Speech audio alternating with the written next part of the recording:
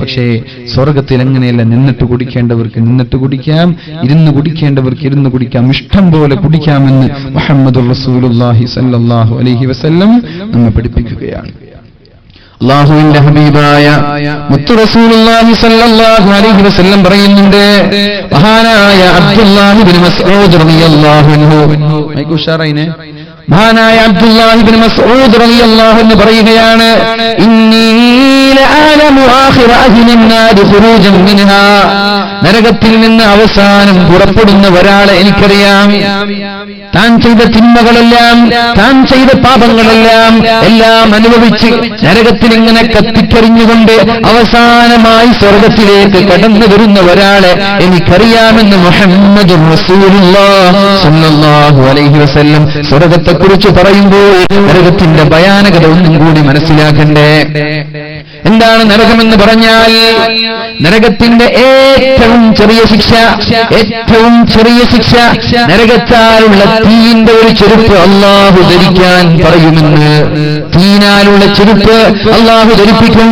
ആ ചെരുപ്പ് ധരിച്ചാൽ കാല് മുതൽ തല വരെ തിളച്ചു മറിഞ്ഞ് കുടൽമാലകളും ആമാശയങ്ങളും ഗർഭപാത്രങ്ങളും ശരീരവും എല്ലാം വെന്തുരുകി, തലയിൽ നിന്ന് തലച്ചോറ് വെന്തുരുകി ഒലിക്കുമെന്ന് മുഹമ്മദുർ റസൂലുള്ളാഹി സ്വല്ലല്ലാഹു അലൈഹി വസല്ലം നമ്മെ പഠിപ്പിക്കുന്നുണ്ട്. ഏറ്റവും ചെറിയ ശിക്ഷയാണത്. പക്ഷേ ആ ശിക്ഷ അനുഭവിക്കുന്ന കബറാളി, ആ ശിക്ഷ അനുഭവിക്കുന്ന നരകക്കാരൻ വിചാരിക്കുന്നത്, അല്ലാഹുവേ ഏറ്റവും വലിയ ശിക്ഷയാണല്ലോ നീ എനിക്ക് തന്നത് എന്നാണ്. പക്ഷേ അത് ഏറ്റവും ചെറിയ ശിക്ഷയായിരുന്നു. മനസ്സിലായോ? ഖബറിൽ ഏറ്റവും ചെറിയ ശിക്ഷയാണ് എന്ത്? ഒരു ചെരുപ്പ് ധരിക്കാൻ കൊടുക്കും. ചെരുപ്പ് ധരിച്ചാൽ ഒക്കെ തിളച്ച് തലച്ചോറടക്കം പൊട്ടി തലച്ചോറിങ്ങനെ ഒലിക്കും. പക്ഷെ അയാൾ വിചാരിക്കെന്താ, അല്ലാഹുവേ നരകത്തിലെ ഏറ്റവും വലിയ ശിക്ഷ നീ എനിക്കാണല്ലോ തന്നത് എന്നാണ് ഏറ്റവും ചെറിയ ശിക്ഷ അനുഭവിക്കുന്നവൻ വിചാരിക്കുന്നത്. അല്ലാഹു നമ്മെ കാക്കുമാറാവട്ടെ. പറഞ്ഞല്ലോ, അല്ലാഹുവിന്റെ മാലാഖമാർ തസ്ബീഹ് ചെല്ലുന്ന, ദിക്ർ ചെല്ലുന്ന ഇൽമിന്റെ സദസ്സിലേക്ക് കടന്നുവരും. സുബ്ഹി നിസ്കാരം കഴിഞ്ഞാൽ നേരെ അല്ലാഹുവിന്റെ സന്നിധിയിലേക്കാണ് അവർ പുറപ്പെടുന്നത്. അല്ലാഹു ചോദിക്കും, കൈഫ തറക്തും ഇബാദി, എന്റെ അടിമകൾ എന്ത് ചെയ്യുന്നു എന്ന് ചോദിക്കുമ്പോ, യുസബ്ബിഹൂനക, നിനക്ക് വേണ്ടി തസ്ബീഹ് ചെല്ലുന്നുണ്ട്. യുമജ്ജിദൂനക, നിനക്ക് വേണ്ടി യാ മജീദ് എന്ന് നിന്നെ തംജീദ് ചെല്ലുന്നുണ്ട്. നിനക്ക് വേണ്ടി അൽഹംദുലില്ലാഹ് ചെല്ലുന്നുണ്ട്. നിനക്ക് വേണ്ടി തക്ബീർ ചെല്ലുന്നുണ്ട് എന്ന് അല്ലാഹുവിനോട് മലക്ക് പറയുമ്പോൾ, ഇൻഷാ അല്ലാഹ് ഇവിടെ നിന്ന് പുറപ്പെടുന്ന മാലാഖമാര് നാളെ അല്ലാഹുവിനോട് നമ്മെ കുറിച്ച് പറയാനുണ്ട്. സഹീഹ് മുസ്ലിം റിപ്പോർട്ട് ചെയ്ത ഹദീസാണ്. നമ്മളെ കുറിച്ച് പറയും, നമ്മൾ തസ്ബീഹ് ചൊല്ലി, ഹംദ് ചൊല്ലി, തക്ബീർ ചൊല്ലി, തഹ്ലീൽ ചൊല്ലി ഇൽമിന്റെ സദസ്സാണ്. ഇന്നിവിടെ ഒരുമിച്ച് കൂടിയ മലക്കുകൾ നാളെ അവിടെ പോയി അല്ലാഹുവിനോട് നമ്മളെ കുറിച്ച് പറയും. അല്ലാഹു ചോദിക്കും, എന്തിൽ നിന്നാണ് അവർ അഭയം തേടുന്നത്? മിൻ അയ്യി ശൈഇൻ യതഅബ്ബദൂ, എന്തിൽ നിന്നാണ് അവർ അഭയം തേടുന്നത്? അല്ലാഹുവിനോട് മലക്കുകൾ പറയും, അല്ലാഹുവേ നരകത്തിൽ നിന്ന് അവർ കാവൽ തേടിക്കൊണ്ടിരിക്കുകയാണ്. അല്ലാഹുവേ ഇവിടെ ഒരുമിച്ച് കൂടിയ ഒരാളെയും ഒരു സെക്കൻഡ് പോലും നീ നരകത്തിൽ കടത്തല്ലേ അല്ലാഹു. ഇത് പോയിട്ട് മലക്കുകളോട് പറയും, അല്ലാഹുവേ നരകത്തിൽ നിന്ന് അവർ കാവൽ തേടുന്നുണ്ട്. കുല്ലു നഫ്സിൻ ദാഇഖത്തുൽ മൗത്ത് വഇന്നമാ തുവഫൗന ഉജൂറകും യൗമൽ ഖിയാമ ഫമൻ സുഹ്സിഹ അനിൻ നാരി വഉദ്ഖിലൽ ജന്നത ഫഖദ് ഫാസ്. ഒരു സെക്കൻഡ് പോലും നരകത്തിൽ കിടക്കാതെ സ്വർഗത്തിൽ കിടക്കാൻ ആർക്കാണോ ഭാഗ്യം ലഭിച്ചത് അവൻ വിജയിയാണ് എന്ന് പരിശുദ്ധ ഖുർആൻ പഠിപ്പിക്കുന്നുണ്ട്. അല്ലാഹുവേ ഞങ്ങളെയൊക്കെ ഒരു സെക്കൻഡ് പോലും നരകത്തിൽ കിടക്കാതെ സ്വർഗം ആസ്വദിക്കുന്ന മുത്തഖീങ്ങളിൽ പെടുത്തണേ അല്ലാഹ്. അതുകൊണ്ട് ദുആ ചെയ്യുമ്പോൾ എന്നിങ്ങനെ ദുആ ചെയ്യ, അല്ലാഹുവേ അദാബില്ലാത്ത നരകമില്ലാത്ത സ്വർഗം എനിക്ക് തരണേ അല്ലാഹ് എന്ന് ദുആ ചെയ്യാം. ഹിസാബില്ലാത്ത നരകമില്ലാത്ത സ്വർഗം നീ എനിക്ക് തരണേ അല്ലാഹ്. സ്വർഗം എല്ലാവർക്കും കിട്ടും, മുസ്ലിമായ എല്ലാവർക്കും സ്വർഗമുണ്ട്. പക്ഷെ എങ്ങനെ? നേരത്തെ പറഞ്ഞതുപോലെ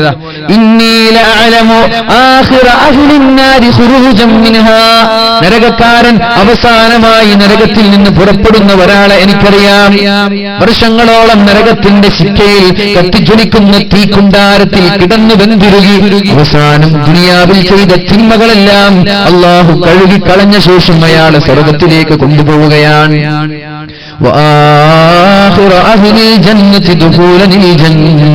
അവസാനം സ്വർഗത്തിലേക്ക് കടക്കുന്ന ആളെയും എനിക്കറിയാം. ആരാണയാൾ?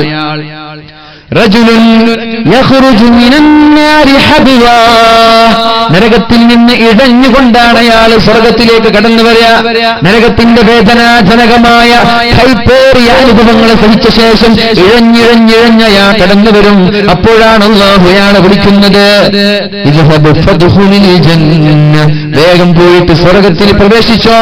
നരകത്തിൽ നിന്ന് ഇഴഞ്ഞു വരികയാണ്. അപ്പോഴാണ് അല്ലാഹു അയാളെ വിളിക്കുന്നത്,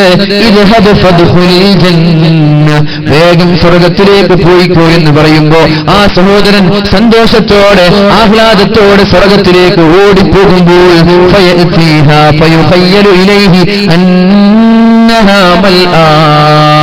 സ്വർഗത്തിലേക്ക് കയറാൻ നിൽക്കുമ്പോൾ സ്വർഗം നിറഞ്ഞു, വാതിലടക്കപ്പെട്ടതുപോലെ സ്വർഗത്തിൽ ഒരു ഇഞ്ച് സ്ഥലമില്ല, പ്രവേശിക്കാൻ സ്ഥലമില്ലാതെ അവിടെ മുഴുവനും ഹൗസ്ഫുള്ളായതുപോലെ തോന്നും. നേരെ തിരിച്ച് അല്ലാഹുവിന്റെ സമീപത്തേക്ക് കടന്നു വരും. അല്ലാഹുവേ, നീ സ്വർഗത്തിലേക്ക് പോവാൻ പറഞ്ഞു, പക്ഷേ സ്വർഗം അല്ലാഹുവേ നിറഞ്ഞിരിക്കുകയാണ്, ഹൗസ്ഫുള്ളാണ്. എങ്ങനെയാണ് അവിടേക്ക് പോവുക? അല്ലാഹു പറയും, ഫദ്ഖുലിൽ ജന്ന, ഇദ്ഹബ് ഫദ്ഖുലിൽ ജന്ന, ഇപ്പോ സ്വർഗത്തിലേക്ക് പ്രവേശിച്ചോ എന്ന് പറയും. രണ്ടാമതും ആ സഹോദരൻ പോകുമ്പോൾ ഫയുഖയ്യലു ഇലൈഹി അന്നഹാ മൽആ, രണ്ടാമത് പോകുമ്പോഴും സ്വർഗം നിറഞ്ഞതുപോലെ അതിൽ സ്ഥലമില്ലാത്തതുപോലെ അയാൾക്ക് തോന്നുകയാണ്. വീണ്ടും അയാൾ മടങ്ങി വരുന്നു. യാ റബ്ബി വജദ്തുഹാ മൽആ, അല്ലാഹുവേ, ഞാൻ രണ്ടാമത് പോയപ്പോഴും സ്വർഗം നിറഞ്ഞിരിക്കുകയാണല്ലോ. അല്ലാഹു മൂന്നാമതും അയാൾ കടന്നു വന്നപ്പോഴാണ് അല്ലാഹു പറയുന്നത്, ഫദ്ഹബ്, വേഗം പോയിക്കോ, ഫദ്ഖുലിൽ ജന്ന, സ്വർഗത്തിൽ പ്രവേശിച്ചോ. ഫഇന്നലക മിത്ല ദുനിയാ വഅശറത അംസാലിഹാ, ദുനിയാവിന്റെ 10 ഇരട്ടി നിനക്ക് വേണ്ടി സ്വർഗത്തിൽ ഒരുമിച്ച് പോയിട്ടുണ്ട് എന്ന് അല്ലാഹു ആ സഹോദരനോട് പറയുമെന്ന് മുഹമ്മദുർ റസൂലുള്ളാഹ്. മനസ്സിലായോ? അവസാന നരകത്തിൽ നിന്ന് വരുന്ന, ചുരുക്കി പറഞ്ഞാല് ഏറ്റവും ലാസ്റ്റ് സ്വർഗത്തിൽ കയറുന്ന ആൾക്ക് അള്ളാഹു കൊടുക്കുന്ന ഓഫറാണ് ലാസ്റ്റ്. ഇപ്പൊ നാട്ടിൽ തെറ്റ് മാത്രം ചെയ്ത് ജീവിച്ചു, പക്ഷെ മുഅ്മിനായിരുന്നു, ലാ ഇലാഹ ഇല്ലല്ലാഹ് ചൊല്ലി മുസ്ലിമായ ഒരാളാണ്, പക്ഷെ ജീവിതത്തിൽ നന്മ ചെയ്യാത്ത ഒരാൾ. ഇവിടെ ഏറ്റവും കൂടുതൽ തിന്മ ചെയ്ത ആളുകളായിരിക്കും ഏറ്റവും അവസാനം സ്വർഗത്തിൽ പോവുക.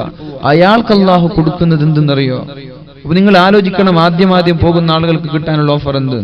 അല്ലാഹു പറയാണ്, ഫദ്ഹബ്നി പോയിക്കോ, ഫഇന്നലക മിത്ല ദുനിയാ, ദുനിയാവും ദുനിയാവിന്റെ 10 ഇരട്ടിയും നിനക്ക് സ്വർഗത്തിലുണ്ട്, വേഗം പോയിക്കോ എന്ന് അല്ലാഹു അവസാനമായി സ്വർഗത്തിലേക്ക് പോകുന്ന ആളുകളോട് പറയുമ്പോ അയാൾ പറയാണ്, അതസ്ഖറുബി ഔ അതലഹഖുബി, അല്ലാഹുവേ, നീ എന്നെ കളിയാക്കുകയാണോ? അല്ലാഹ്, അവസാനമായി ഞാൻ നരകത്തിൽ നിന്ന് വന്നതാണ് ശരി തന്നെ, ദുനിയാവിൽ പാപങ്ങൾ ചെയ്ത ആളാണ് ശരി തന്നെ, പക്ഷേ അല്ലാഹുവേ, നീ എന്നെ പരിഹസിക്കുകയാണോ? അല്ലാഹ്, നീ എന്നെ കളിയാക്കുകയാണോ? അല്ലാഹ്, വഅതൽ മലിക്, നീയാണ് രാജാതിരാജൻ, നീയാണ് ഇന്നത്തെ അധികാരി, നിന്റെ കയ്യിലാണ് ലോകത്തിന്റെ ചെങ്കോലുള്ളത്, നീയാണ് ലോകത്തെ നിയന്ത്രിക്കുന്നത്, എന്നിട്ട് നീ എന്നെ കളിയാക്കുകയാണോ? അല്ലാഹ്, നീ എന്നെ പരിഹസിക്കുകയാണോ? അല്ലാഹ് എന്ന് അല്ലാഹുവിനോട് സഹോദരൻ പറയുമ്പോ ലഖദ് റഅയ്തു റസൂലുള്ളാഹി സ്വല്ലല്ലാഹു അലൈഹി വസല്ലം ലഹിക, ഇത് പറഞ്ഞിട്ട് നബി തങ്ങൾ ചിരിക്കാൻ തുടങ്ങി. എന്നെ കളിയാക്കുകയാണോ എന്ന് പറഞ്ഞിട്ട് നബി തങ്ങൾ ചിരിക്കാൻ തുടങ്ങി എന്ന് റാവി റിപ്പോർട്ട് ചെയ്യാണ്. എന്നിട്ട് അല്ലാഹു അദ്ദേഹത്തിന് നൽകുന്നത് ദുനിയാവിന്റെ 10 ഇരട്ടി ഏറ്റവും അവസാനം സ്വർഗത്തിൽ പോകുന്ന ആളുകൾക്ക്. അപ്പൊ നിങ്ങൾ ആലോചിച്ച് നോക്കിയേ, ആദ്യം പോകുന്ന ആളുകൾക്കുള്ള ശ്രേഷ്ഠത എന്തായിരിക്കും? സ്വർഗത്തിന്റെ ഒരു പ്രത്യേകതയുണ്ട്. ഏറ്റവും ചെറിയ സുഖം അനുഭവിക്കുന്ന ആളുകൾ വിചാരിക്കുന്നത്, അല്ലാഹുവേ ഈ സ്വർഗത്തിലെ ഏറ്റവും വലിയ ഭാഗ്യവാൻ ഞാനാണെന്നാണ്. അങ്ങനെ വിചാരിക്കുക സ്വർഗക്കാർ. ഞാനാണല്ലോ പടച്ചോനെ ഈ സ്വർഗത്തിലെ ഏറ്റവും വലിയ ഭാഗ്യവാൻ. ചെറിയ സുഖമേ, സ്വർഗത്തിന്റെ ഏറ്റവും ചെറിയ സുഖമാണ് അയാൾക്ക് കൊടുത്തത്. പക്ഷേ അയാൾ പോലും ചിന്തിക്കുന്നത്, ഞാനാണ് ഈ സ്വർഗത്തിലെ ഏറ്റവും വലിയ ഭാഗ്യവാൻ, എനിക്കാണ് ഏറ്റവും വലിയ മഹത്വം ലഭിച്ചത്. നരകം നേരെ ഓപ്പോസിറ്റാണ്. ചെറിയ ശിക്ഷയുള്ളവൻ വിചാരിക്കുന്നത്, അല്ലാഹുവേ നീ എനിക്ക് തന്നല്ലോ ഇത്രയും വലിയ ശിക്ഷ എന്നാണ്. അള്ളാഹു നമ്മൾക്കെല്ലാം സ്വർഗം നൽകി അനുഗ്രഹിക്കുമാറാവട്ടെ. അള്ളാഹുവിനോട് അള്ളാഹു മലക്കുകളോട് ചോദിക്കും, ദുനിയാവിൽ നിന്ന് കടന്നു വന്ന നിങ്ങൾ എന്താണ് എന്റെ അടിമകൾ ചെയ്തുകൊണ്ടിരിക്കുന്നത്? എന്താണ് അവർ ചോദിക്കുന്നത്? അവർ പറയും, അള്ളാഹുവേ അവർ നിന്നോട് ചോദിക്കുന്നത് സ്വർഗമാണല്ലോ, അവർക്ക് വേണ്ടത് സ്വർഗമാണല്ലോ. അള്ളാഹുവേ ഇവിടെ ഒരുമിച്ച് കൂടിയ എല്ലാ ആളുകൾക്കും നീ സ്വർഗം നൽകി അനുഗ്രഹിക്കണേ അല്ലാ. അള്ളാഹുവേ നീ ഞങ്ങൾക്ക് സ്വർഗം നൽകി അനുഗ്രഹിക്കണേ അല്ലാ. അല്ലാഹു നമ്മൾക്ക് സ്വർഗം നൽകുമാറാവട്ടെ. അല്ലാഹു നമ്മൾക്ക് സ്വർഗം നൽകുമാറാവട്ടെ. പക്ഷേ സ്വർഗം വളരെ എളുപ്പത്തിൽ ലഭിക്കുമെന്ന് കരുതേണ്ട. നമ്മൾ വിചാരിക്കുന്നത് പോലെ എളുപ്പത്തിൽ സ്വർഗം ലഭിക്കൂല. ചില പൊടിക്കൈകളുണ്ട്, ചില ഷോർട്ട് കട്ടുകളുണ്ട്. പക്ഷേ അല്ലാഹുവിന്റെ ഹബീബായ മുഹമ്മദ് റസൂലുള്ളാഹ് നമുക്ക് മുമ്പേ നടന്നുപോയ മഹാന്മാരായ സ്വഹാബാക്കളോട് പറഞ്ഞത്, സ്വർഗം വെറുതെ കിട്ടുമെന്ന് നിങ്ങൾ പ്രതീക്ഷിക്കണ്ട. മഹാനായ ഖബ്ബാബ് ഇബ്നുൽ അറത്ത് റളിയല്ലാഹു അൻഹു അല്ലാഹുവിന്റെ ഹബീബിനോട് പറയുകയാണ്, അലാ തദുല്ലാഹ ലനാ യാ റസൂലല്ലാഹ്. നബിയേ അല്ലാഹുവിനോട് ദുആ ചെയ്തുകൂടെ നബിയേ? അലാ തസ്തൻസിറു ലനാ, അല്ലാഹുവിനോട് സഹായം ചോദിച്ചുകൂടെ നബിയേ? എത്ര കാലമായി കഷ്ടപ്പെടാൻ തുടങ്ങിയിട്ട്, എത്ര കാലമായി പ്രയാസപ്പെടാൻ തുടങ്ങിയിട്ട്. അങ്ങ് മക്കയിൽ ഇസ്ലാം സ്വീകരിച്ചതിന്റെ പേരിൽ വലിയ ഒരടുപ്പുണ്ടാക്കി, വലിയൊരു തീക്കുണ്ടാരമുണ്ടാക്കി, ജീവനോടെ തീക്കുണ്ടാരത്തിലേക്ക് എന്നെ വലിച്ചെറിഞ്ഞിട്ടുണ്ട് നബിയേ. ആ അടുപ്പിന്റെ തീ കെട്ടുപോയത് എന്റെ ശരീരം, എന്റെ പുറംഭാഗം തട്ടിയപ്പോഴാണ്. തീ കുണ്ടാരത്തിലേക്ക് എന്നെ വലിച്ചെറിഞ്ഞിട്ടുണ്ട് നബിയേ. അപ്പൊ ഞാൻ വിചാരിച്ചു, മക്കയിൽ നിന്ന് മദീനയിലേക്ക് കടന്നു വന്നാൽ സമാധാനം ലഭിക്കുമെന്ന്. ഇസ്ലാമിലേക്ക് കടന്നു വന്നത് കാരണം ലാ ഇലാഹ ഇല്ലല്ലാഹ്, അല്ലാഹു അല്ലാതെ മറ്റൊരു ദൈവമില്ല എന്ന് പറഞ്ഞതിന്റെ പേരിൽ ക്രൂരമായി തീകുണ്ടാരത്തിലേക്ക് വലിച്ചെറിഞ്ഞു. മഹാനായ ഖബ്ബാബ് റളിയല്ലാഹു അൻഹുവിനെ, മഹാനായ ഖബ്ബാബ് റളിയല്ലാഹു അൻഹുവിനെ തീകുണ്ടാരത്തിലേക്ക് വലിച്ചെറിഞ്ഞു. എന്നിട്ട് ഉമർ തങ്ങൾക്ക് കാണിച്ചു കൊടുക്കുകയാണ്, ഉമർ തങ്ങളെ എന്റെ പുറംഭാഗമൊന്ന് നോക്കണേ. നോക്കുമ്പോൾ വെള്ളപ്പാണ്ട് പിടിച്ചതുപോലെ, പുറംഭാഗം മുഴുവനും തീ കൊണ്ട് വെള്ളപ്പാണ്ട് പിടിച്ചതുപോലെ തൊലിയെല്ലാം മുരിഞ്ഞു പോയത് മഹാനായ ഉമർ തങ്ങൾ കാണുകയാണ്. ആ ഖബ്ബാബ് ഇബ്നുൽ അറത്ത് റളിയല്ലാഹു അൻഹു ആണ് പറയുന്നത്, യാ റസൂലല്ലാഹ്, മക്കയിൽ നിന്ന് പ്രയാസങ്ങൾ സഹിക്കുമ്പോ ഞങ്ങൾ വിചാരിച്ചത് മദീനയിലെത്തിയാൽ സമാധാനം ലഭിക്കുമെന്നാണ്. എന്നാൽ മദീനയിലെത്തിയപ്പോ ഇതിനേക്കാളും വലിയ പ്രയാസമാണല്ലോ. എപ്പോഴാണ് നബിയെ ഒന്ന് സമാധാനം ലഭിക്കുക? എപ്പോഴാണ് നബിയെ ഒന്ന് സന്തോഷത്തോടെ കിടന്നുറങ്ങാൻ പറ്റുക? അതുകൊണ്ടൊന്ന് ദുആ ചെയ്തുകൂടെ, ഒന്ന് അല്ലാഹുവിനോട് പ്രാർത്ഥിച്ചുകൂടെ എന്ന് പറഞ്ഞപ്പോഴാണ് അല്ലാഹുവിന്റെ ഹബീബ് പറഞ്ഞത്, വെറുതെ സ്വർഗം ലഭിക്കൂല, പ്രയാസങ്ങളില്ലാതെ സ്വർഗം ലഭിക്കൂല, മാരകമായ സുഖങ്ങളില്ലാതെ സ്വർഗം ലഭിക്കൂല, വലിയ വലിയ കടക്കണികളില്ലാതെ സ്വർഗം ലഭിക്കൂല. കല്യാണം കഴിഞ്ഞ വർഷങ്ങളായി മക്കളില്ലാതെ പ്രയാസപ്പെടുകയാണ്. അങ്ങനെയുള്ള പ്രയാസങ്ങൾ സഹിക്കാതെ അല്ലാഹു സ്വർഗം നൽകൂല. അതുപോലെ തന്നെ ഒരുപാട് ബാധ്യതകളില്ലാതെ, ഒരുപാട് ടെൻഷനില്ലാതെ, ഒരുപാട് അസുഖങ്ങളില്ലാതെ, ജീവിതത്തിൽ പ്രയാസങ്ങൾ അനുഭവിക്കാതെ സ്വർഗം ലഭിക്കുമെന്ന് കരുതേണ്ട ഖബ്ബാബ്. എന്നിട്ട് അല്ലാഹുവിന്റെ ഹബീബ് പറഞ്ഞു, ഇന്നമാ കാന ഖബലകും, നിങ്ങൾക്ക് മുമ്പ് കഴിഞ്ഞു പോയ ആളുകൾ, നിങ്ങൾക്ക് മുമ്പ് കഴിഞ്ഞു പോയ ആളുകൾ ഇസ്ലാമിലേക്ക് കടന്നു വന്നത് കാരണം, മഹാന്മാരായ പ്രവാചകന്മാർ അവരുടെ സമുദായങ്ങളെല്ലാം ഇസ്ലാമിലേക്ക് കടന്നു വന്നത് കാരണം വലിയ ഒരു കുഴി കുഴിക്കുമായിരുന്നു. മുസ്ലിമായതിന്റെ പേരിൽ അവരെ കൊണ്ടുവന്നിട്ട് ഒരു കുഴി കുഴിക്കുക, അരഭാഗം വരെ കുഴിയിൽ കുഴിച്ചിട, അരഭാഗം നമ്മുടെ നടു വരെ ഇവിടെയൊക്കെ കുഴിയിൽ കുഴിച്ചിട, അരഭാഗത്തിന്റെ മുകളിൽ ഇങ്ങനെ പകുതി പുറത്ത് പകുതി അകത്ത്. എന്നിട്ട് അവരോട് ചോദിക്കും, പിന്മാറാൻ തയ്യാറുണ്ടോ? ഇസ്ലാമിൽ നിന്ന് പിന്മാറാൻ തയ്യാറുണ്ടോ?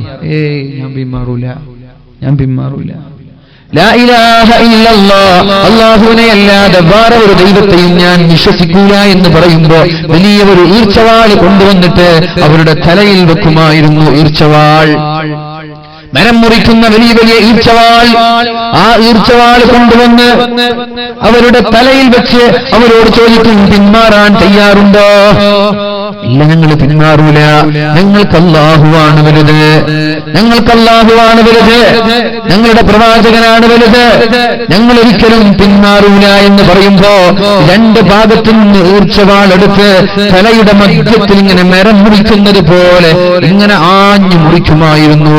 തന്റെ കാലിലേക്ക് എത്തുമ്പോൾ രണ്ട് കഷ്ണമായി ഒരു ഭാഗം വലതുഭാഗത്തേക്ക്, മറ്റൊരു ഭാഗം ഇടതുഭാഗത്തേക്ക് മറിഞ്ഞു വീഴുമായിരുന്നു. എന്നിട്ട് പോലും അവർ ഇസ്ലാമിൽ നിന്ന് പിന്മാറിയിട്ടില്ല.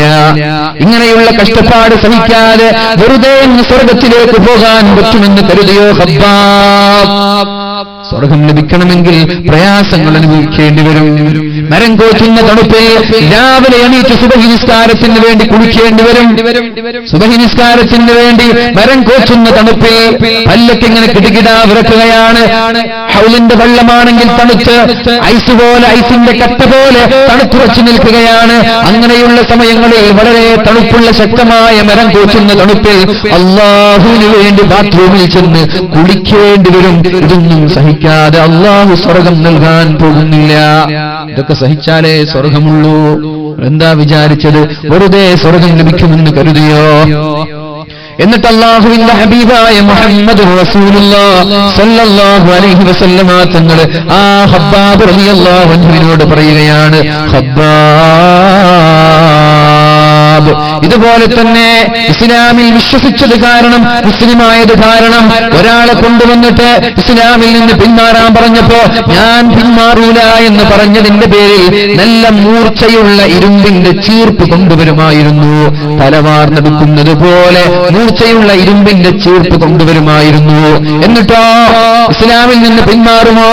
ഇല്ല, ഇല്ല, ഞാൻ ഇസ്ലാമിൽ നിന്ന് പിന്മാറൂല എന്ന് പറഞ്ഞപ്പോ ആ മൂർച്ചയുള്ള ചീർപ്പിന്റെ കൊമ്പുകൾ ശരീരത്തിലേക്ക് തുളച്ചു കയറ്റി അതിന്റെ ഇറച്ചികൾ വാർന്നെടുക്കുമായിരുന്നു.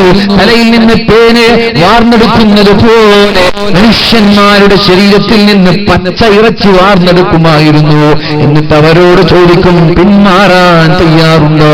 അവര് പറയുന്നില്ല, ഇല്ല, ആമന്തു ബില്ലാഹ്, അല്ലാഹുവിനെ കൊണ്ട് വിശ്വസിച്ചിരിക്കുകയാണ്, ഇനി ഒരു കാരണവശാലും പിന്മാറൂല.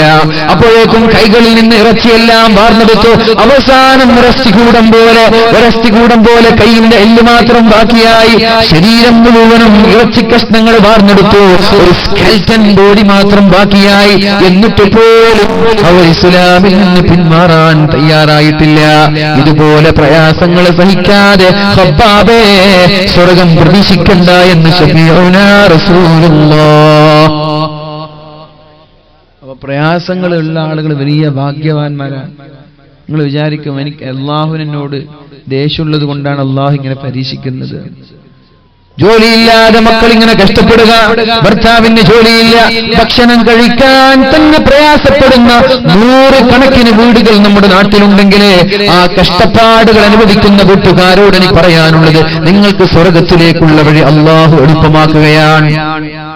ക്യാൻസർ കാരണം കഷ്ടപ്പെടുകയാണെങ്കിൽ, ഷുഗർ കാരണം കഷ്ടപ്പെടുകയാണെങ്കിൽ, പ്രഷർ കാരണം കഷ്ടപ്പെടുകയാണെങ്കിൽ, ഭക്ഷണം പോലും കഴിക്കാൻ കഴിയാതെ, ദുനിയാവിന്റെ സുഖമാണല്ലോ മാധുര്യമെന്ന് പറയുന്നത്, മധുരമെന്ന് പറയുന്നത്, ആ മധുരം പോലും നുകരാൻ കഴിയാതെ ഷുഗറിന്റെ വലിയൊരു പരീക്ഷണം അനുഭവിക്കുന്ന ആളുകൾ അല്ലാഹുവിന് വേണ്ടി ക്ഷമിക്കാൻ തയ്യാറായാൽ അല്ലാഹു നിങ്ങളെ കൊണ്ടുപോകുന്നത് സ്വർഗത്തേക്കാണ്. ഇവിടെ ആരോഗ്യത്തോടെ ജീവിച്ച ആളുകൾ നാളെ മഹ്ശറയിലെത്തുമ്പോൾ പോകുമെന്ന് ശഫീഉനാ റസൂലുള്ളാഹി സ്വല്ലല്ലാഹു അലൈഹി വസല്ലം. ഇവിടെ ആരോഗ്യത്തോടെ ജീവിച്ച ആളുകൾ, നമുക്കൊരു കുറവില്ല, നല്ല കൈയും കാലും, നല്ല ജിംനാസ്റ്റിക് ബോഡി, നല്ലൊരു ജെന്റിൽമാൻ അല്ലെങ്കിൽ നല്ലൊരു ലേഡി, നമ്മളങ്ങനെ ജീവിച്ചു, ഒരു അസുഖം നമ്മൾക്ക് ഉണ്ടായിട്ടില്ല. അങ്ങനെ നമ്മൾ മരിച്ചുപോയാൽ നാളെ അല്ലാഹുവിന്റെ മഹ്ശറയിലെത്തുമ്പോൾ അവരെ അല്ലാഹു രോഗികളായ ആളുകൾക്ക് നാളെ സ്വർഗത്തിൽ നൽകുന്ന സ്ഥാനം കാണുമ്പോ ക്യാൻസർ ആയിരുന്നു, ഇവിടെ ക്യാൻസർ ആയിരുന്നു, 10 വർഷം ക്യാൻസറായി മരിച്ചുപോയി. അവർക്ക് അല്ലാഹു നാളെ മഹ്ശറയിൽ നൽകുന്ന സമ്മാനങ്ങൾ കാണുമ്പോ, അവരെ മഹ്ശറയിൽ ബഹുമാനിക്കുന്നത് കാണുമ്പോ, അവരെ മഹ്ശറയിൽ അല്ലാഹു ആദരിക്കുന്നത് കാണുമ്പോ, ക്യാൻസർ ഇല്ലാതെ ആഫിയത്തോടെ ജീവിച്ച ആളുകൾ, ആരോഗ്യത്തോടെ ജീവിച്ച ആളുകൾ കൊതിക്കുമത്രേ. ലൗ അന്ന ജുലൂദഹും പുരിലത്, ലൗ അന്ന ജുലൂദഹും പുരിലത് ബിമഖാരിയ മിനൻ നാർ. അല്ലാഹുവേ, എന്തിനാണ് നീ എനിക്ക് ദുനിയാവിൽ ആരോഗ്യം തന്നത്? എന്തിനാണ് റബ്ബേ നീ എനിക്ക് ആഫിയത്ത് തന്നത്?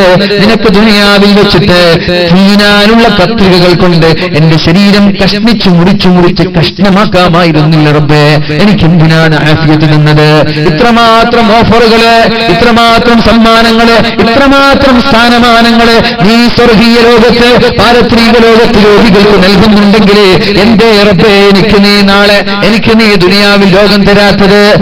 ആഫിയത്തോടെ ആരോഗ്യത്തോടെ തിരിച്ചുപോയ ആളുകൾ കൊതിക്കുമെന്ന് മുഹമ്മദ് റസൂലുള്ളാഹ്. പക്ഷെ ഇങ്ങനെ കൊതിക്കല്ലേ, രോഗം വരാൻ വേണ്ടി കൊതിക്കല്ല. അള്ളാഹു നമ്മൾക്കൊക്കെ ആഫിയത്ത് തരട്ടെ. ഇതെല്ലാം വലിയൊരു പരീക്ഷണമാണ്. ഇങ്ങനൊരു രോഗം വന്നാൽ ക്ഷമിച്ചു നിൽക്കണം. ക്ഷമിച്ചില്ലെങ്കിൽ ഇവിടെ രോഗാണ്, അവിടെ ഇത് കിട്ടൂല. ക്യാൻസറുകാരൻ, ഷുഗറുകാരൻ, ഇങ്ങനെ ഓരോ അസുഖങ്ങൾ ലഭിച്ച ആളുകൾ അള്ളാഹു നൽകിയതല്ലേ, എനിക്ക് കുഴപ്പമില്ല, അങ്ങനെ ക്ഷമിക്കാൻ തയ്യാറായാലേ ഈ ഓഫറുള്ളൂ. അല്ലാതെ ആളുകളോടൊക്കെ എന്താ അള്ളാഹ് എന്നെ നോക്കുന്നില്ല എന്നാ തോന്നുന്നത്, ഒരുപാട് കഷ്ടമല്ലോ, ഞാൻ എത്ര കാലായി രോഗിയായി കിടക്കുന്നു, ഇങ്ങനൊക്കെ പറയാൻ തുടങ്ങിയാൽ നോ ചാൻസ്.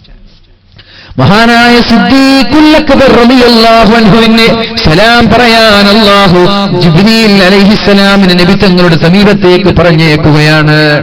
യാ അബൂബക്കർ, അബൂബക്കറേ, യാ അബൂബക്കർ, അബൂബക്കറേ, ജിബ്രീൽ യുഖ്രിഉക സലാം, നിനക്ക് സലാം, ജിബ്രീൽ അലൈഹിസ്സലാം സലാം പറയുന്നുണ്ട്. വഅലൈക്കും സലാം.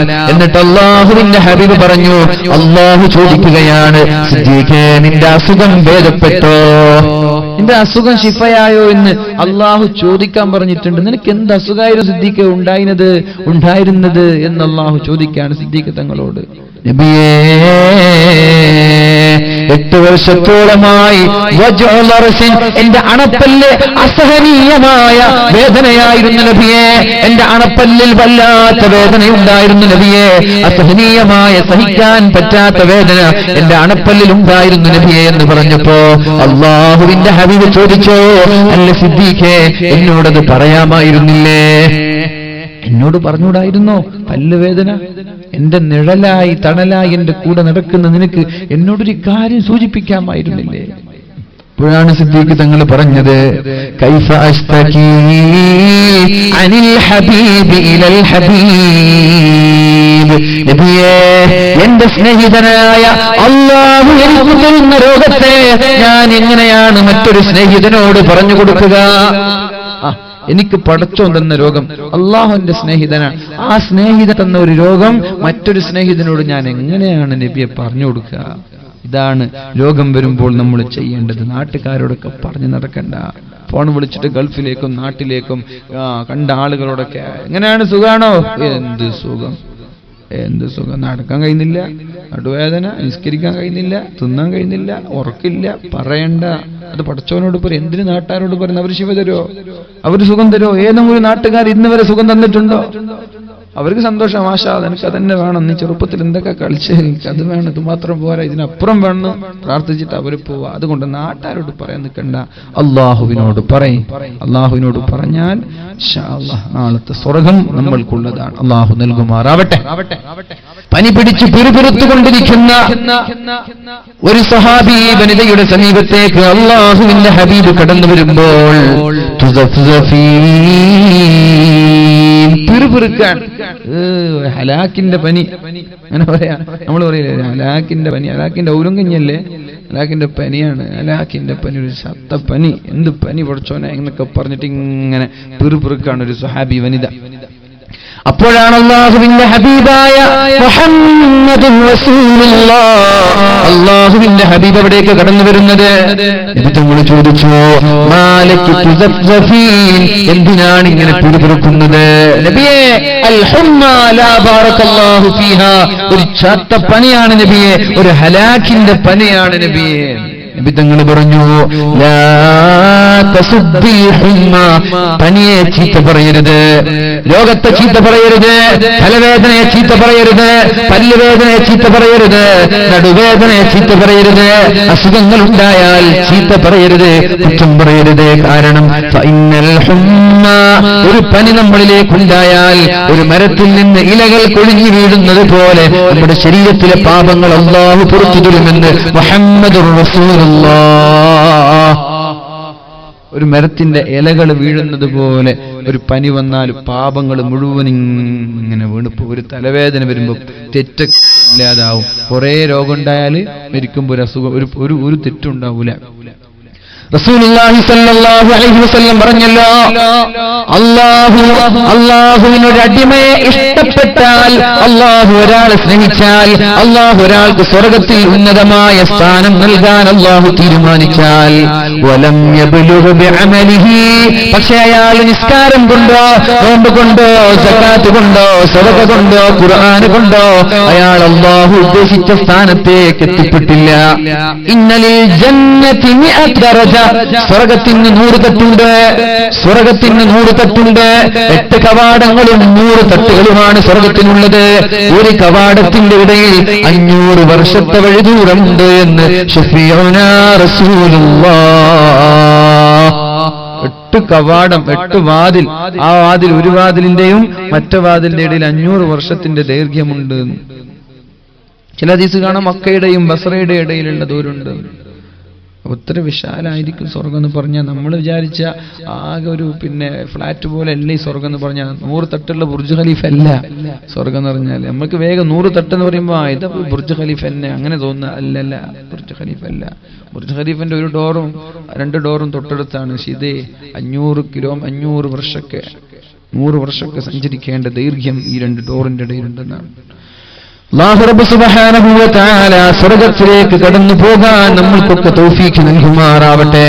അല്ലാഹുവേ, നീ ഞങ്ങൾക്ക് സ്വർഗ്ഗം നൽകണേ അല്ലാഹ്. അപ്പോ സ്വർഗ്ഗത്തിൽ ഉന്നതമായ തട്ട് നൽകാൻ, ദറജ നൽകാൻ അല്ലാഹു തീരുമാനിച്ചു. പക്ഷേ അയാൾ അതിന് ഒരുങ്ങിയില്ല. അയാൾക്ക് ആ ഓർമ്മയൊന്നുമില്ല. അല്ലാഹു വിചാരിച്ചത് 199ാമത്തെ തട്ടിലയാളെ കൊണ്ടുപോകണമെന്നാണ്.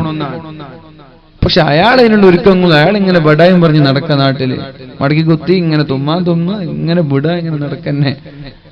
പക്ഷെ എവിടെ എത്തണ്ടേ? അല്ലാഹു ഉദ്ദേശിച്ച സ്ഥലത്തേക്ക് മൂപ്പർ എത്തണ്ടേ? എങ്ങനെ എത്താ? എങ്ങനെയാണ് എത്തുക? അദ്ദേഹത്തിന്റെ ജീവിതത്തിന്റെ അവസാന ഭാഗങ്ങളിൽ അല്ലാഹു അയാളെ മാരകമായ രോഗം നൽകും. സഹിക്കാൻ കഴിയാതെ വേദനാജനകമായ രോഗം നൽകി അല്ലാഹു പരീക്ഷിക്കും. ആ രോഗം വരുമ്പോൾ അവൻ ക്ഷമിക്കും. അങ്ങനെ ക്ഷമിക്കുമ്പോൾ 2, 3, 4 വർഷം രോഗം വന്ന് രോഗിയായി കിടക്കുമ്പോൾ കഴിഞ്ഞ കാലങ്ങളിൽ ചെയ്ത എല്ലാ പാപങ്ങളും അല്ലാഹു പുറത്തു കൊടുത്ത് ഈ രോഗം കാരണം അല്ലാഹു അവന്റെ ദറജ അധികരിപ്പിച്ച് ഒരു തെറ്റുപോലും ഇല്ലാത്ത അവസ്ഥയിലാണ് അല്ലാഹു അയാളെ മരിപ്പിക്കുന്നത് എന്ന് ശഫീഉനാ റസൂലുള്ളാഹ്. അല്ലേ, മഹാന്മാരൊക്കെ പെട്ടെന്ന് മരിച്ചു പോകാറില്ല. കുറച്ച് രോഗിയായിട്ടാണ് മരിച്ചു പോവാ. കുറച്ച് രോഗിയായിട്ട് കിടക്കും, പിന്നെ മരിച്ചു പോവാ. എന്തിനാണ്? അവർക്കൊന്നും കൂടി സ്ഥാനം, കാറ്റഗറി, Z കാറ്റഗറി കൊടുക്കാനാണത്. 1 മാസം രോഗിയാകും, ഒരാഴ്ച രോഗിയാകും. ആരെപ്പോ രോഗിയാതെ മരിച്ചു പോയത്? എല്ലാവരും പെട്ടെന്ന് മരിക്കൽ കുറവാണ്. മഹാനായ മാനു ഉസ്താദിനെ പോലെയുള്ള ചെറുശ്ശേരി സൈനുദ്ദീൻ മുസ്ലിയാർ, നമ്മുടെ ആദരണീയരായ ഉസ്താദിനെ പോലെ മഹാനായ ശംസുൽ ഉലമ കൂട്ടുമല ഉസ്താദ്, കോയക്കുട്ടി ഉസ്താദ്, എല്ലാവരും മരിക്കുന്നതിന് മുമ്പ് ആഴ്ചയോ മാസങ്ങളോ രോഗിയായി കിടന്നിട്ടുണ്ട്. അതെന്തിനാ? Z കാറ്റഗറി കൊടുക്കാനാണ്. അല്ലാഹു അവരുടെ കൂടെ സ്വർഗ്ഗത്തിൽ ഒരുമിച്ച് കൂടാൻ നമ്മൾക്ക് തൗഫീഖ് നൽകട്ടെ. അപ്പോ രോഗങ്ങളും പരീക്ഷണങ്ങളും നിങ്ങളോട് ചൊടിയുള്ളത് കൊണ്ട് തരികയല്ല, നിങ്ങളോട് വെറുപ്പുള്ളത് കൊണ്ട് തരികയല്ല. അല്ലാഹുവിനെ ഇഷ്ടക്കാരെ അല്ലാഹു പരീക്ഷിക്കുകയാണ്. ഇന്നല്ലാഹ ഇദാ അഹബ്ബ അബ്ദൻ ഇബ്തലാ, അള്ളാഹു ഒരാളെ സ്നേഹിച്ചാൽ അയാൾ അള്ളാഹു പരീക്ഷിച്ചു കൊല്ലുമെന്ന് മുഹമ്മദുർ റസൂലുള്ളാഹ്. ഇഷ്ടമുള്ള ആളെ നന്നായിട്ട് പരീക്ഷിക്കും, നല്ല സ്നേഹമുള്ള ആൾക്ക് നല്ല പരീക്ഷണം. അതുകൊണ്ടാണ് മുസ്ലിമീങ്ങൾ ഏറ്റവും പ്രയാസങ്ങൾ അനുഭവിക്കേണ്ടി വരുന്നത്. നിങ്ങൾ കണ്ടിട്ടില്ലേ? അമേരിക്കയിലോ ചൈനയിലോ ഫിലിപ്പീനിലോ അതുപോലെ മറ്റുള്ള അമുസ്ലിം രാജ്യങ്ങളിൽ ഒരു കൊടുങ്കാറ്റ് വരുമ്പോ, ഒരു ഭൂകമ്പം വരുമ്പോ, ഒരു സുനാമി വരുമ്പോ ആകെ വിരലിലെണ്ണാവുന്ന ആളുകളെ മരിച്ചു പോകുന്നുള്ളൂ. പക്ഷേ ഒരു മുസ്ലിം രാഷ്ട്രത്ത് ഭൂകമ്പമോ കൊടുങ്കാറ്റോ സുനാമിയോ കടന്നു വന്നാൽ മരിച്ചു പോകുന്നത് ലക്ഷക്കണക്കിന് ആളുകളാണ്. അള്ളാഹുവിന് ഇഷ്ടമുള്ള ആളുകളെ അള്ളാഹു പരീക്ഷിക്കുകയാണ്. ഇന്നല്ലാഹ ഇദാ അഹബ്ബ അബ്ദൻ ഇബ്തലാ. അള്ളാഹു ഒരാളെ സ്നേഹിച്ചാൽ അള്ളാഹു അയാൾക്ക് നിരന്തരമായ തലവേദന നൽകും, നിരന്തരമായ ഷുഗർ നൽകും, ക്യാൻസർ നൽകും, അങ്ങനെ ഒരുപാട് അസുഖങ്ങൾ നൽകും. പക്ഷെ അള്ളാഹു നമ്മൾക്കൊക്കെ അസുഖമില്ലാതെ സ്വർഗം നൽകട്ടെ. ഒരു പക്ഷെ അങ്ങനെ അസുഖമുണ്ടായി ക്ഷമിക്കാൻ കഴിഞ്ഞില്ലെങ്കിൽ അത് പ്രശ്നമാണ്. അതുകൊണ്ട് നിങ്ങൾ ഒരിക്കലും അസുഖത്തെ ചോദിച്ചു വാങ്ങല്ല. അള്ളാഹു നമ്മൾക്കൊക്കെ ആഫിയത്ത് നൽകട്ടെ, അള്ളാഹു ആഫിയത്ത് നൽകട്ടെ. ആമീൻ. ഇത്ര രോഗികൾ. നമ്മുടെ ഹമീദ് കൊളോട്ട് നല്ല ചെറുപ്പക്കാരനാണ്, നല്ല ദീനിനെ സ്നേഹിക്കുന്ന, സമസ്തയെ സ്നേഹിക്കുന്ന, SKSSF-നും SYS-നൊക്കെ ഓടിച്ചാടി നടന്നിരുന്ന ചെറുപ്പക്കാരൻ. അള്ളാഹുവേ ശിഫ നൽകണേ റബ്ബേ. അള്ളാഹുവേ ആ ചെറുപ്പക്കാരന് ആഫിയത്ത് നൽകണേ അല്ലാ. എത്രയും പെട്ടെന്ന് ആഫിയത്തോടെ ആരോഗ്യത്തോടെ നമ്മളിലേക്ക് മടങ്ങി വരാനും കഴിഞ്ഞതിന് പകരമായി ഒന്നും കൂടി ആരോഗ്യത്തോടെ സേവനം ചെയ്യാനും ആ ചെറുപ്പക്കാരന് നീ തൗഫീഖ് നൽകണേ അല്ലാ, ശിഫ നൽകണേ അല്ലാ. അല്ലാഹുമ്മ അൻത ശാഫി, അല്ലാഹുമ്മ അൻത ശാഫി, അല്ലാഹുമ്മ അൻത ശാഫി. അല്ലാഹുവേ നീയല്ലാതെ ശിഫ നൽകുന്നവനില്ല റബ്ബേ. മംഗലാപുരത്തുള്ള ഒരു ഡോക്ടർക്കും ശിഫ നൽകാൻ കഴിയില്ല റബ്ബേ. നീ വിചാരിച്ചില്ലെങ്കിൽ ലോകത്തുള്ള ഒരു കുഞ്ഞുമോനും ശിഫ നൽകാൻ കഴിയില്ല റബ്ബേ. നിന്റെ ഖളാഅാണ് റബ്ബേ ഞങ്ങൾക്ക് വേണ്ടത്, നിന്റെ വിധിയാണ് റബ്ബേ ഞങ്ങൾക്ക് വേണ്ടത്. ഇദാ അറാദ ശൈഅൻ അൻ യഖൂല ലഹു ഫയകൂൻ. അല്ലാഹുവേ ശിഫ നൽകാൻ നീ ഉദ്ദേശിച്ചാൽ, നീ ഇശ്ഫി എന്ന് പറഞ്ഞാൽ അവിടെ ശിഫ ലഭിക്കുമല്ലോ അല്ലാഹ്. അതുകൊണ്ട് ഡോക്ടർമാരിൽ ഞങ്ങൾക്ക് യാതൊരു പ്രതീക്ഷയുമില്ല റബ്ബേ. ഭൂരിഭാഗം ഡോക്ടർമാരും മനുഷ്യന്മാരുടെ ശരീരം വെച്ച് ചൂഷണം ചെയ്യുന്നവരാണെന്ന് പറയാതിരിക്കാൻ വയ്യ. മനുഷ്യന്റെ ജീവിതം വെച്ച് ചൂഷണം ചെയ്യുന്ന ഹോസ്പിറ്റലുകൾ നമ്മുടെ കേരളക്കരയിലും കേരളത്തിന്റെ ചുറ്റുഭാഗത്തുള്ള സംസ്ഥാനങ്ങളിലുമുണ്ട്. മരിച്ചുപോയ ആളുകളെ 2-3 ദിവസം വെന്റിലേറ്ററിൽ വെച്ചിട്ട് ലക്ഷങ്ങൾ വാങ്ങിക്കുന്ന മയ്യത്ത് കൊണ്ട് വിലപേശുന്ന ഡോക്ടർമാരെ, നിങ്ങൾക്കൊരു പക്ഷേ സമ്പത്ത് ലഭിച്ചേക്കാം. നിങ്ങൾ കളിക്കുന്നത് റബ്ബിനോടാണ്, മറക്കണ്ട. നിങ്ങൾ കളിക്കുന്നത് റബ്ബിനോടാണ്. ഇല്ലാത്ത രോഗം പറഞ്ഞ് വലിയ വലിയ വിലപിടിപ്പുള്ള മൂല്യമായ മരുന്നുകൾ നൽകി മനുഷ്യന്മാരുടെ ആരോഗ്യത്തെ വെല്ലുവിളിക്കുന്ന ഡോക്ടർമാരെ, അല്ലാഹുവിനെ പേടിക്കാത്ത ജോലിയാണ് നിങ്ങൾ ചെയ്യുന്നതെങ്കിൽ അതിനേക്കാൾ വലിയ അസുഖങ്ങൾ നിങ്ങൾക്ക് നൽകി പരീക്ഷിക്കാൻ അല്ലാഹുവിന് കഴിയാഞ്ഞിട്ടല്ല. മനുഷ്യന്മാരുടെ ശരീരം വെച്ച് ചൂഷണം ചെയ്യുന്ന എത്രയോ ഹോസ്പിറ്റലുകളുണ്ട്. പ്രസവിക്കാൻ പോകുന്ന ഉമ്മമാരെ, സുഖപ്രസവം ലഭിക്കേണ്ട ഉമ്മമാരെ മനഃപൂർവ്വം സിസേറിയനാക്കുന്ന ഡോക്ടർമാരുണ്ട്, ഹോസ്പിറ്റലുകളുണ്ട്. സാമ്പത്തിക ലാഭത്തിന് വേണ്ടി എന്തിനാണ് ഹറാമായ മുതലുകൾ ഒരു മനുഷ്യന്റെ ശരീരം കാർന്നു തിന്നുകൊണ്ടുള്ള സമ്പത്ത് കൊണ്ട് എവിടേക്കാണ് ഈ മുതൽ കൊണ്ടുപോകുന്നത്? ഹറാമായ സമ്പാദ്യം കൊണ്ട് മക്കളെ തീറ്റിച്ചാൽ, കുടുംബത്തെ തീറ്റിച്ചാൽ മുസ്ലിമാണോ? സ്വർഗം കാണാൻ പറ്റൂല, നരകത്തിലേക്കാണ് പോവേണ്ടതെന്ന് മറക്കണ്ട. ഏതായാലും അല്ലാഹുവേ ഈ ഡോക്ടർമാരിലല്ല ഞങ്ങൾക്ക് വിശ്വാസം, നിന്റെ വിശ്വാസം കൊണ്ട് ചോദിക്കുകയാണല്ലോ. ശിഫ കൊടുക്കണേ അല്ലാ, ശിഫ കൊടുക്കണേ അല്ലാ. അല്ലാഹു